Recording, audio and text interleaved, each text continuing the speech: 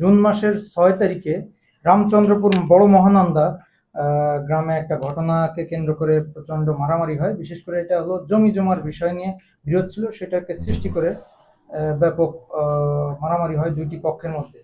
তো এই মারামারিতে দেখা যায় যে এক পক্ষের দুইজন মারাত্মকভাবে আহত হয়, সৌরভ সর্দার এবং আলামিন সর্দার।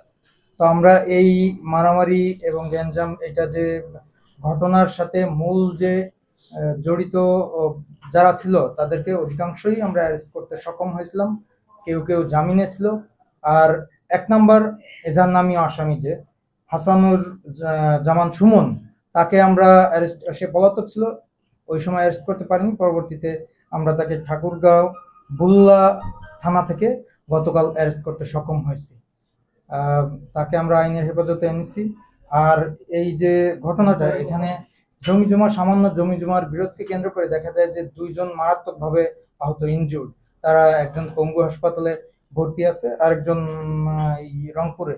রংপুরে চিকিৎসা নিয়েছে। তাদের এই আহত হওয়ার বিষয়টা মানে এত মারাত্মক যে আমরা দেখে শিহরিত হয়েছি।